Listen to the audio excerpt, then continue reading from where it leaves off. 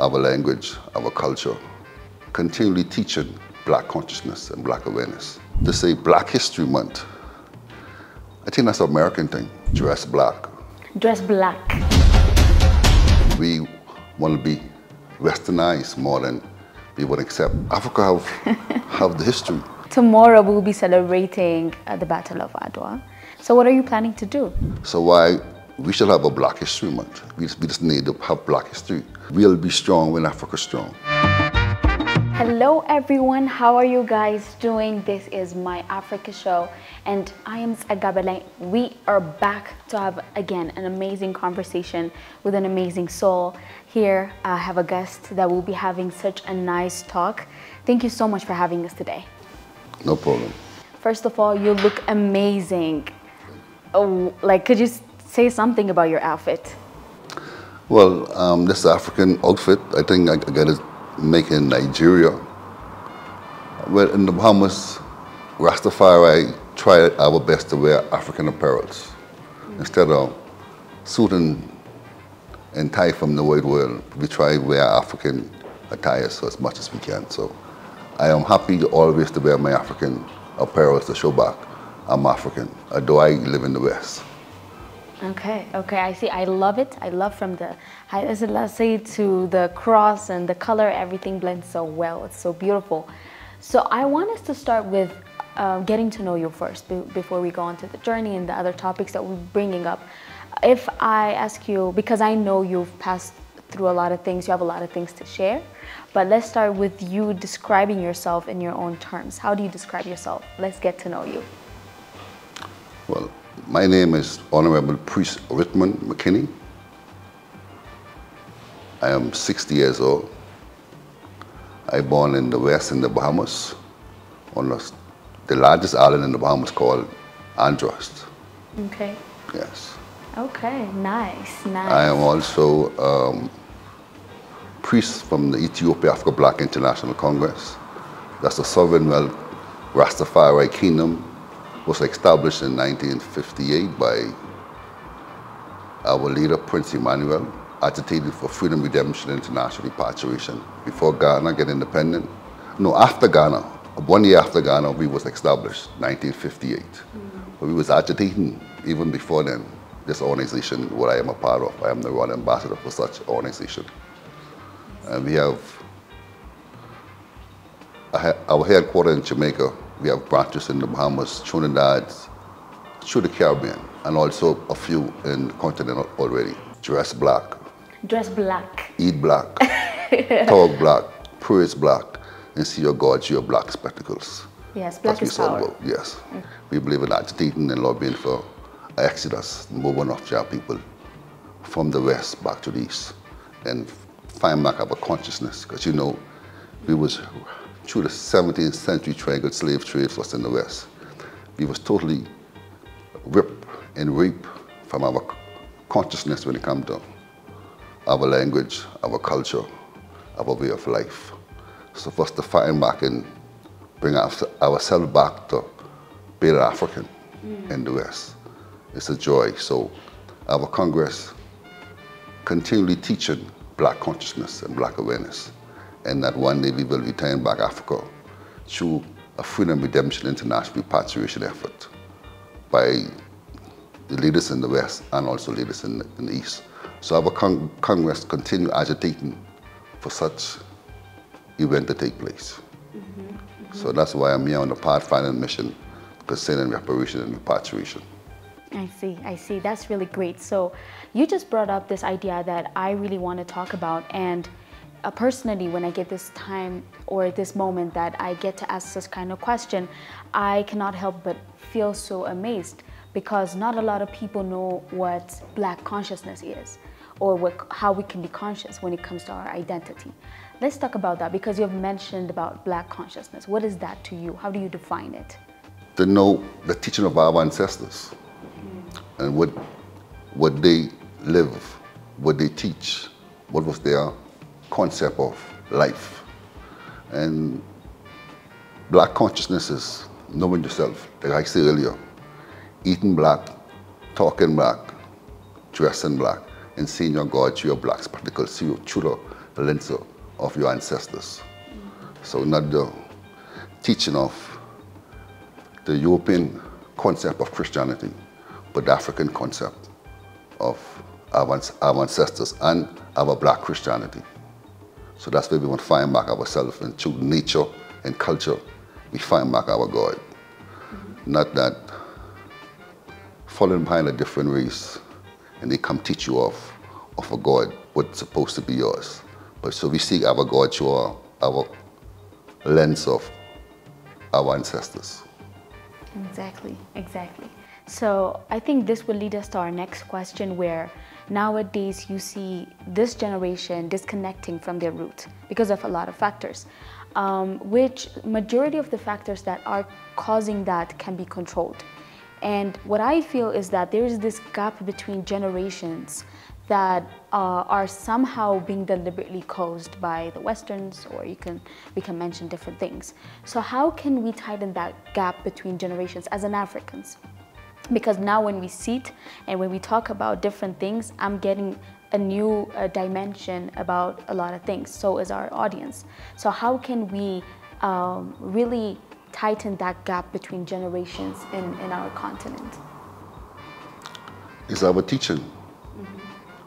It's education. It's going back to your roots. We were taught out of ourselves. And the colonial world, imperialism, teach us all of ourselves. Teach us to follow a different pathway from the African pathway. To me, it'd be astonished when I see what's going on in Africa with all the wars. The wars too, but even the concept, we want to be westernized more than we would accept our African culture. True. We believe if you don't speak in proper English, you're not educated. So we have to find back our roots. And even when I come to Africa and know that I can't speak the African language, I feel out of place. Because I was totally taught out of myself. And they teach the Africans to follow the Western concept of life, of materialist consciousness. They teach us to really look out of ourselves, to be able to say we arrive or we achieve by following the West. But as I see it, I see Africa have everything. Africa have 2/3 of the world resources. We don't need to look for aid. We're supposed to be giving them aid. That's what I think, because we have all the raw material, all the resources.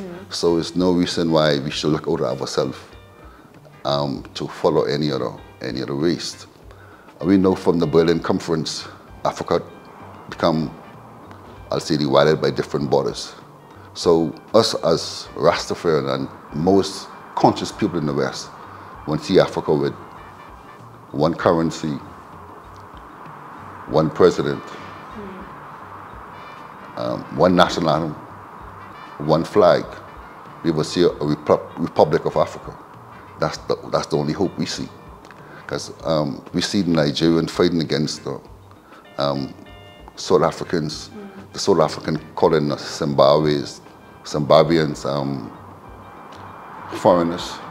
So when we come to Africa, of course, we'll be accepted, but at the same time, they say we as foreigners. So we need our African brothers and sisters to accept us as the ones who was taken away from here illegally against our will. Because you have a lot who have that burning desire to return home. So we're looking for the African brothers and sisters that they welcome us heartily, so we could be a part of the big picture, which is Africa. I think it's about finding what works for you the most. Just because it worked for some other countries doesn't mean it's going to work for us. Which mean, for example, as you have mentioned, that nowadays it's all about the infrastructure, it's all about the building, it's all about having the latest technology, which is good. You need to keep up with the world. But as an Africans, we have our own psychological path that we came through till this day. At the same time, we have our own historical backgrounds. So we need to put those things in consideration before we apply policies, before we take in different cultures that are now eroding our identity to some extent. So you have reflection on that? Well, Joe McKinney said, when the white missionary came to Africa, they bring us the Bible, and African had the land. Now it's switched. We have the Bible and they have the land. So we have to move ourselves from colonialism and imperialism. Yeah. That's the biggest problem we have. And we have to see our God through our black spectacles. We have to know who we are. We have to be able to continue to give libation to our ancestors. We can't put our ancestors on the side and take up a religion what is not ours, what is foreign to us. So that's one of the biggest things we need to find back ourselves, and that's through black education, black consciousness. Black consciousness. So now in this month of February, we celebrate Black History Month. And we were having this conversation before we go on rec, and you said something interesting, which I want to discuss about. So what do you think about Black History Month first?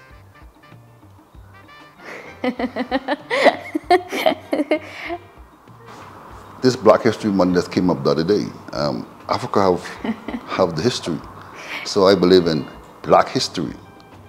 I don't think we need to put a month on it. Like I said earlier, we don't have Asian Month or Asian History Month or the Caucasian History Month. So why we should have a Black History Month? We just need to have black history and teach our people of the truth and who we are and the greatness of us as African people. We don't need a month for that. That need to be taught every day. I think this one is just more of like within this month, there's going to be more engagement regarding telling people about Black history. I'm not trying, I understand what you're trying to say, but at the same time, I feel like it's not, celebrating Black History Month is not saying we're not going to talk about Black history throughout the year. We're only going to talk about it on February. But it means that we're going to give more emphasis on it on this month. That's what it seems like. Okay, okay. The curriculum in schools need to change to teach black history and all that, and basically not a month for that, but that's supposed to be in part of the curriculum when it comes to teaching about His Majesty, teaching about Garvey, teaching about all our freedom fighters. And we don't need a month for that. We need full education across the board for that. And that is being lacking in the schools. So to say Black History Month, I think that's an American thing. I don't think that's an African thing. Fair enough. So yes, I don't know Africa. I was surprised when you say Black History Month. I know Americans deal with that, but not Africa. Africa is a black year, not month, continually. So that's the way I see it. Okay, okay. So in relation with Black history, okay, I'm not going to say more, yes, Black history. Tomorrow we'll be celebrating the Battle of Adwa, and which is a very huge part of our history as an Africans. So let's talk about that, because it's not only a battle, it's not only a fight that happened between two countries, it's about fighting for your identity and for who you are. So what do you have to say about that? Well, the Battle of Adwa, we celebrate that as Rastafarian in the West, at least the conscious Africans does, the Rastafarian community. Melek conquered the Italian, and the teaching we have that was Ethiopia the only nation that was conquered, that was colonialized militarily. But we believe strongly Ethiopia was colonialized spiritually, because a lot of still see God through a European-centric philosophy with the white Mary, the white Jesus, the white. So, but we give thanks that militarily it now was totally colonialized. As we know, Ethiopia is the only place that was really conquered by the evil forces. And we know that Ghana was the first state, or they call it a country, get independent in 57. So the Battle of Adwa is something we celebrate. Just to know that our forefathers did stand up for their sovereign rights. So we give thanks for Ethiopia being a sovereign country. Although the monarchy is not on the throne, but we still see Ethiopia as a sovereign state. Yes. So we do celebrate the Battle of Adwa to prove back the power and strength of our ancestors, that they could expel the evil forces from conquering the total continent. So we give thanks and we're proud of the Ethiopians for that stance. Yes, and that's why I'm staying, because I supposed to already leave last week, so I'll stay to catch the celebration of the Battle of Adwa. Oh, really? Yes. That's really nice. Yes. So what are you planning to do? I just want to observe and see, and, okay. and be able to take in. Okay, okay. That's not should be educational strength to myself, so I could share with others. If you haven't been there yet, maybe you should go to the Adwa Museum. That would be really nice. But that's why I want to go. Yes, that would be really nice. Oh, that's really, amazed. So this show, as I have said in the beginning, this is my Africa show. And you're Pan-Africanist, you're all about Africa, from your outfit, from the way you live. So I want to know your angle or the way you perceive Africa. What does your Africa looks like? The greatest continent in the world. That's what Africa looks like to me. We have a lot of work to do to bring Africa to one, and that's our only power. Through the EU, through firm leadership in Africa, because we in the West as Africans, we know that we'll be strong when Africa's strong, and we know Africa have the potential to be strong. So we just want Africa to remove ourselves from colonialism and imperialism and take a stance firmly for the next generation. Because we know we have a lot of, it's happening in the West also. The leaders who not really take the African principles and the African way of life and the way we supposed to grow our nation seriously. A lot, as they sell out their country a lot, side with the evil wide world, really. I would say the foreigners. So we need to have more love and more care amongst ourselves. We have to see the love and the growth for ourselves. We need to welcome our people through the diaspora, through the world. Because Africa is the greatest continent in the world. So it's no reason we're supposed to be looking for aid. When they say Donald Trump cut the aid, a lot of people start crying. A lot of people say, how are we going to make it? But we have everything already. So this is a time now for us to get serious and unify ourselves and make Africa great. Again. Again. Yes, yes. Because what you don't value, no one else will come and tell you the value of it, right? So yeah, thank you so much. I had such a nice conversation. If there is anything else that you'd love to add, anything else that you would love to say for our audience, let me give you the chance. Well, I'd say to the African people, let's be conscious in ourselves. Let's see our God through our black spectacles. Let's praise God through our ancestors. Let's pick back up the libations and call on our ancestors who love us more than the energy they give us. Because, of course, our parents love us. And when they end up in ancestors' rooms, we can't cut them off and find a different God. We have to still see our God through their spectacles and see our God through them. And that's our power, that's our strength. Finding back ourselves. All right. Okay, thank you so much for your time. And thank you so much for having us here. You have such a beautiful home, by the way. Thank you. Okay. So guys, this is what we had for you this week on My Africa Show. I hope you guys enjoyed. Let us know what you think on our short SMS 6121. And I will see you guys next week with another guest and another amazing conversation. Thank you so much for staying with us. Goodbye.